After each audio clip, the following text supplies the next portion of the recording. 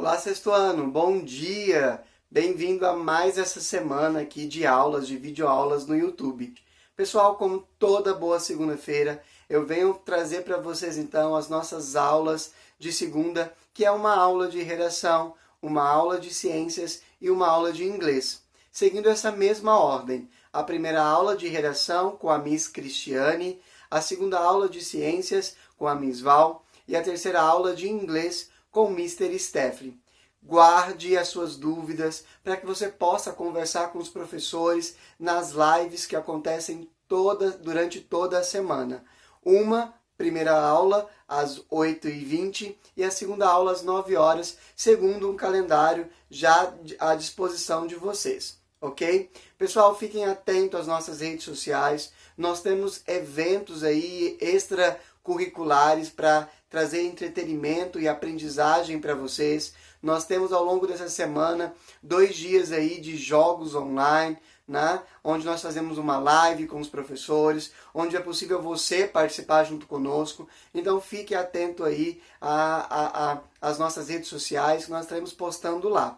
Eu estou deixando para vocês também, aqui na descrição desse vídeo, tá? Os minutos e os segundos exatos que cada uma dessas aulas começam. Para caso que você tenha que voltar, você possa clicar e ser direcionado imediatamente para essa parte do vídeo. No mais, pessoal, gostaria de desejar a vocês uma ótima aula e uma boa segunda-feira. Até amanhã. Fiquem com Deus.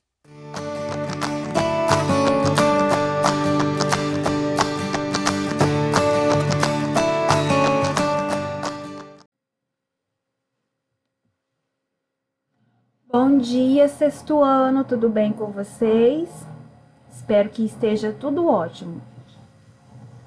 Hoje, segunda-feira, iniciamos aí mais um mês, né? Hoje, dia 1º de junho, começo de nova semana, começo de novo mês. Estamos aí, né, seguindo aí para finalizar o segundo bimestre. Hoje nós daremos continuidade à nossa aula de sexta-feira, em que nós falamos sobre o gênero textual narração, os textos narrativos. Então, hoje nós seguiremos com esse gênero e com uma proposta de atividade aí, que é uma produção textual, que está disponível no Google Classroom, tá? E antes de mostrar para vocês a atividade, eu quero retomar com vocês aquele conceito do pente, que eu falei na aula passada, que são os elementos aí que compõem uma narrativa. Aquela ideia lá do pente, né? Elementos da narrativa. Os elementos da narrativa são o pente. É um joguinho aí, né? Um acróstico, com, né, os elementos principais aí em texto narrativo, né? Que são quem? Os personagens, né? O personagem, ele pode ser o quê? Protagonista, antagonista, personagem secundário. O personagem, né? O protagonista é aquele o quê? Que tudo gira em torno da história dele, daquela pessoa, do protagonista. E aí o antagonista é aquele personagem que tenta de todas as formas prejudicar ou interferir na vida nas escolhas, no que o protagonista faz. E os personagens secundários são aqueles que existem dentro da narrativa, dentro da história, mas eles estão lá para ajudar o protagonista, ajudar o agonista, fazer alguma coisa que esteja interligada aí no enredo da história. Eles não têm papel de destaque, mas eles precisam estar lá para compor a narração. Por isso são chamados aí de personagens secundários. Depois nós temos o espaço. O espaço, ele pode ser uma casa, uma praia, um jardim.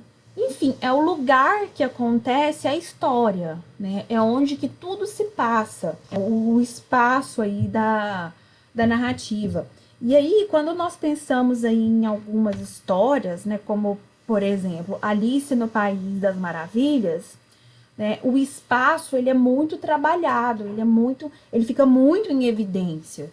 Quem já leu ou quem já assistiu desenho ou filme ou alguma produção que conta aí Alice no País das Maravilhas, a questão do espaço, ele fica muito em evidência, né? A história lá começa com ela no jardim, né? E aí ela, né, por algum motivo lá, né, eu não vou ficar contando a história aqui, por motivos lá da história, ela foge, aí ela, né, cai dentro de um buraco, né, e já muda completamente a questão do espaço, né, de um espaço real, né, que ela vivia, ela passa para um espaço do mundo ficcional, do mundo imaginário. Então, quando vocês forem assistir ou forem ler Alice no País das Maravilhas, atentem-se a essa questão do espaço, porque é uma narrativa, ela é uma história que fica muito evidente essa mudança de espaço, né? De um espaço que está dentro do real e depois passa para o imaginário, tá? Narrador. O narrador, ele pode ser um narrador personagem ou um narrador observador. Se ele for o narrador personagem, ele vai narrar os fatos em primeira pessoa. Ou seja, ele está contando uma história e também está participando dessa história. Se o narrador for observador, ele vai narrar a história em terceira pessoa. Ele só vai contar o que ele está presenciando, tá? Isso, né, dentro dos narradores. Nós temos narrador personagem, narrador observador. E aí, se vocês forem pesquisar ou forem ler em outros fontes de pesquisa, vocês vão ver outros tipos de personagem. Narrador onisciente. E aí já é uma outra, já é um nível de estudo um pouco mais aprofundado com relação à ação, aos elementos da narrativa. Então, nós iremos focar hoje só nessa questão. Nós focamos na aula passada, eu estou revisando isso aqui com vocês, que eu disse na aula passada. Né? Narrador personagem e narrador observador. O tempo pode ser psicológico ou cronológico. Qual a diferença de um para o outro? O cronológico tem a demarcação de tempo. Ontem, semana passada, ano passado, século tal, agora, ou amanhã, porque talvez pode ser uma narrativa ficcional que você esteja contando alguma coisa que vai acontecer no futuro. Então, isso está dentro do tempo cronológico, onde você sabe, né, o texto te dá meios para descobrir em que tempo, em que momento da nossa história aconteceu aquele fato. Se o tempo for cronológico, é diferente. É aquele tempo que está interligado com as emoções. Você não consegue identificar em que momento se passa a história. Está muito interligado aqueles textos, aquelas narrativas que ficam com base nos pensamentos, nos sentimentos, né, no que o personagem está sentindo. E normalmente essa questão do tempo psicológico também está muito interligada ao espaço, porque muitas das vezes a descrição espacial, ou seja, a descrição do espaço está ligada ao sentimento do personagem, como eu disse para vocês também. Tá ensolarado, tá um céu azul, tá fresquinho o tempo, tá um dia bonito, colorido. Isso remete, leva ao leitor a imaginar e a crer que o personagem, né, o sentimento dele também seja bom, também que ele seja feliz, que seja tudo clarinho, que seja tudo feliz, né? Às vezes estejam claras, estejam no momento positivo. E aí, se nós temos aí dias nublados, chuvosos, com neblina, às vezes também mostra assim, uma casa que esteja com teia de aranha, suja, sem pintar, pode ser que remeta a um sentimento de tristeza, de angústia, de medo. Aquele livro que nós estamos lendo, no Don Quixote, acho que foi uma das primeiras lives que nós fizemos com relação a ele. Eu comentei essa questão para vocês, né, dessa questão do sentimento dos personagens estarem interligados à questão do espaço, né? Teve uma passagem do livro que mostrava uma casa toda destruída, toda velha, toda suja, né? E eu fiz esse comentário com vocês. Quem participou da live com certeza vai relembrar desse comentário. Isso sobre o tema. O enredo. O enredo, meninos, é como a história vai ser desenvolvida, né? O enredo é, digamos que ele seja o passo a passo aí para sua história. Então, vai ter o início, né? Vai ser a introdução do seu texto, em que tá tudo tranquilo, você introduz lá os personagens, vai falando, né? O que vai ser descrito e tal, né? Comenta, assim, narra também a questão do espaço, é apresentado o tipo de narrador, né? Eu estava caminhando, ou isso foi o narrador personagem. Ele estava passando, narrador observador. Então é dentro do enredo. Depois vem a questão aí do conflito, tá tudo bem. Aí vem o conflito, ou seja, acontece alguma coisa que quebra essa normalidade do que foi descrita na introdução. E o final do enredo é quando aparece a conclusão e o clímax, né? A conclusão, o clímax, é o ponto maior da história, é aquele ponto que resolve o conflito e resolve tudo, né? E se for um conto de fadas, por exemplo, né? E eles viveram felizes para sempre, ou seja, resolveu todos os problemas, né? E isso está dentro da conclusão, né? Dentro do clímax aí, né? Então, nós temos o enredo, o esqueleto, né? Eu falei isso na aula passada, o esqueleto aí da história. Então, são esses elementos aí, os elementos principais que compõem os textos narrativos, né? E aí tem esse joguinho aí, né? Esse acróstico, né? Do pente, né? Personagem, espaço, narrador, tempo e enredo, tá? Agora, eu vou mostrar para vocês a atividade proposta dentro ainda do conceito aí, né?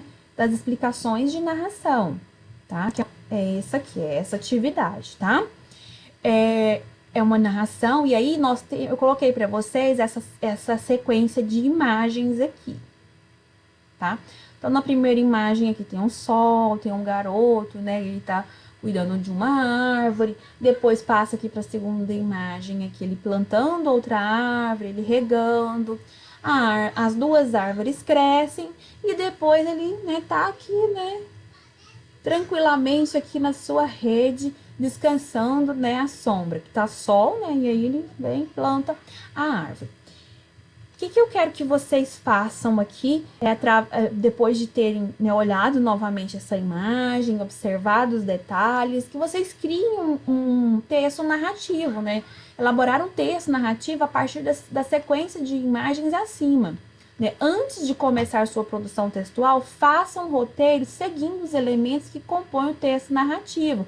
São esses elementos que eu descrevi agora para vocês. Personagem, espaço, narrador, tempo e enredo. Por quê? Quando você faz esse roteiro, fica mais fácil para você colocar as suas ideias no texto.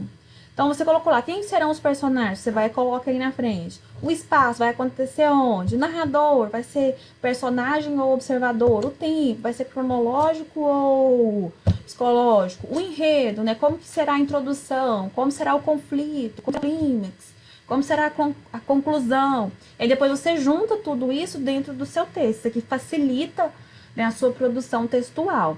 Então, seja criativo, né? Pense que tema relevante para o planeta foi explorado na sequência de imagens. Tem um tema aí de grande relevância para o nosso planeta, para nossa sociedade.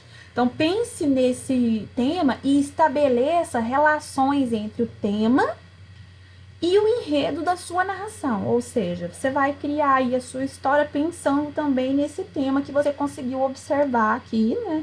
Descobrir qual é, tá? E alcançar aí, né, um mínimo aí de 20 linhas, tá bom? Então, essa é a atividade proposta para essa aula de hoje, tá? Da aula de segunda-feira, seguindo aí, né, o gênero textual narração. Quem quiser colorir, decorar essa imagem aqui, fique à vontade, tá? Eu sei que vocês gostam de usar caneta colorida, lápis de cor e, né, elementos aí que decorem aí a sua atividade. Tá bom, meninos? Desejo a vocês uma ótima semana, tudo de bom para vocês, bons estudos. Qualquer dúvida, qualquer situação que vocês precisem aí do meu auxílio, podem me procurar que eu estou sempre à disposição, tá bom? Um beijo para todos, tudo de bom, cuidem-se e até a próxima aula. Tchau, tchau!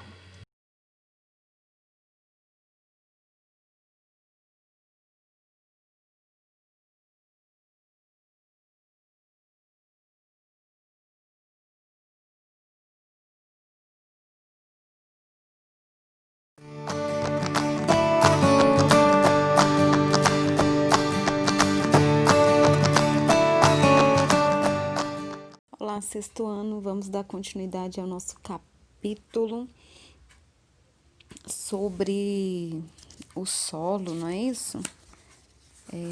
Sobre as práticas agrícolas, capítulo 6, o solo e as atividades humanas. E aí eu vou para a página 58 falar de pecuária. O que é a pecuária, né? A pecuária ela corresponde à criação e à reprodução de animais com fins comerciais e industriais. Ou também pode ser para subsistência, né? Para consumo próprio. Esses animais eles são comercializados e abastecem o mercado consumidor. Quando a gente fala nessa questão da pecuária, né? Estima-se que há mais de 6.000 anos, né, os animais como o carneiro, a cabra, porco, galinha, o cavalo, né, eles eram criados próximos às habitações humanas, né, e essa criação ela começou no sudeste da Ásia, né, e noroeste da África. E na Mesopotâmia. Então, com isso, o ser humano passou a ter à disposição, né, os alimentos como leite, ovos, a carne, né, sem precisar sair para pescar. No livro de vocês, na página 59, ele traz lá uma imagem, né, registrada nas paredes do túmulo de um faraó no Egito, que retrata as atividades do cotidiano dos povos egípcios com a criação de animais. O ser humano ele desenvolveu essa pecuária, que é uma área específica da agricultura, que consiste em um conjunto de processos destinado à criação, produção e reprodução dos animais. Então, aqui, a pecuária, então, ela corresponde à criação e o tratamento de animais, né? Pode ser gado bovino, suíno, equino, caprino, ovino. E inclui também a criação de aves, coelhos e abelhas, né? Então, eu tenho aí todos essas opções aí na pecuária. A pecuária, ela tem dois tipos, a extensiva e intensiva, e aqui no Brasil, né, concentra mais a pecuária de bovinos, suínos, aves e ovinos. Os ovinos, eles são os carneiros e as ovelhas. Os caprinos são as cabras e os bodes. E os bubalinos são os búfalos, tá? Nós temos regiões que têm a grande concentração de produção de búfalos. Existe dois tipos de pecuária, né, que falando para vocês aqui, a pecuária extensiva e a intensiva. Na verdade, nós temos dois tipos de pecuária, a de corte e a leiteira. A pecuária de corte, ela se vai diferenciar em pecuária extensiva e pecuária intensiva, certo? Então, no livro de vocês, ele traz pecuária de corte e pecuária leiteira. Pecuária de corte, ela vai se diferenciar em extensiva e intensiva. Na pecuária intensiva, os animais eles são criados em cocheiros e se alimentam em rações balanceadas, destinadas a aumentar a sua produtividade.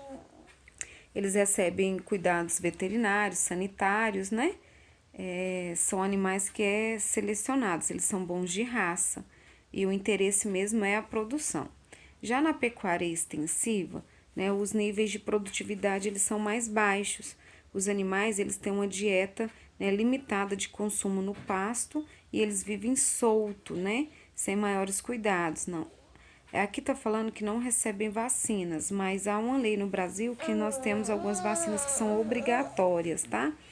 Então, essa prática da pecuária intensiva, ela tem uma baixa produção de carne e de leite. Depende da região, tá, gente? Tem região que o gado ele é mais leiteiro. Então, pecuária extensiva, o gado ele é criado solto, tá? Em pastagens naturais. Não tem uma alimentação balanceada. Ele vai à procura do alimento. Já na pecuária intensiva, o animal ele é criado em confinamentos, com ração balanceada, né? Tem altos investimentos e a produtividade também ela é alta. A pecuária leiteira, ela é destinada à produção de leite, tá? Então nas fazendas eu tenho o gado que é o leiteiro, que vai ter para produção de leite, e o leite é destinado ao laticínio, né, para produção de leite, queijos e derivados, tá bom? Eu quero que vocês façam a atividade do livro da página 67. Aí na nossa próxima aula a gente vai tratar da degradação do solo, tá ok? Beijos, até mais.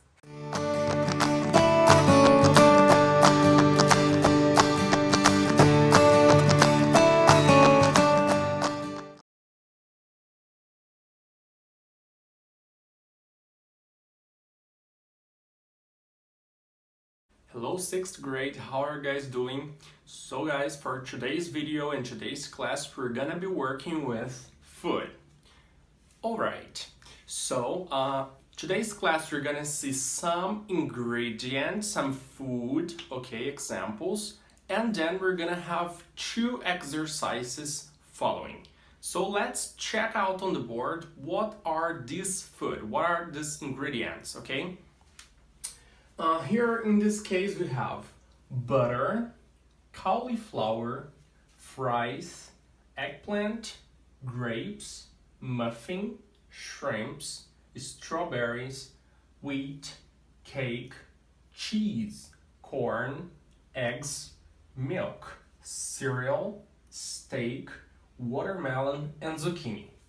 Então, nós temos esses ingredientes que eu vou traduzir para vocês, essas comidas, e a partir de hoje a gente vai começar a trabalhar com esse mundo de food, recipe, ou seja, comida, receita, restaurant, os restaurantes, ok? E vamos aprender a separar os alimentos em categorias diferentes, porque a gente tem diversas categorias que envolvem cada um dos alimentos que nós temos. Alright? We're gonna check out soon. Então a gente vai estar em breve checando quais categorias são essas que a gente vai separar.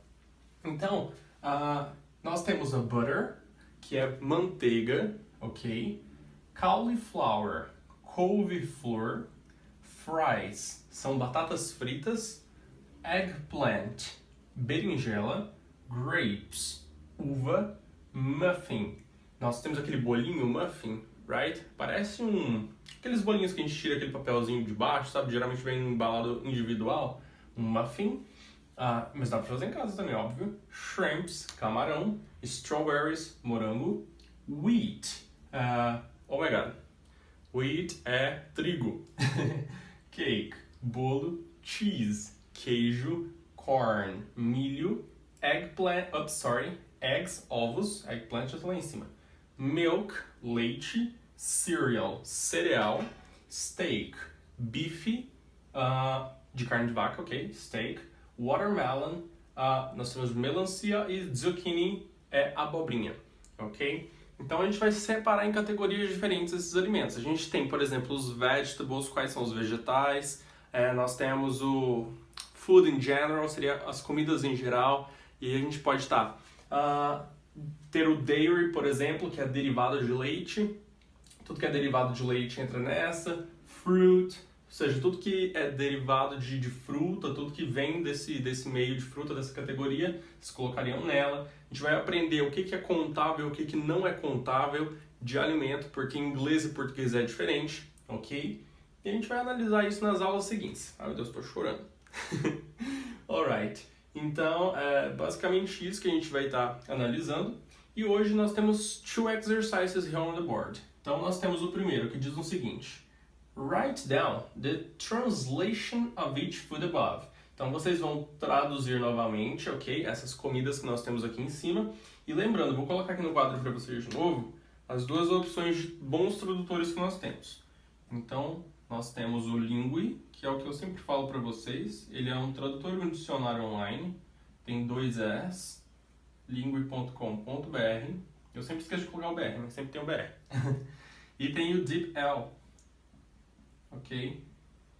DeepL Translator. O Lingui, ele faz muita tradução e te dá muita frase pronta. Ele já te ajuda nesse ponto, ele te dá inúmeros exemplos de frase.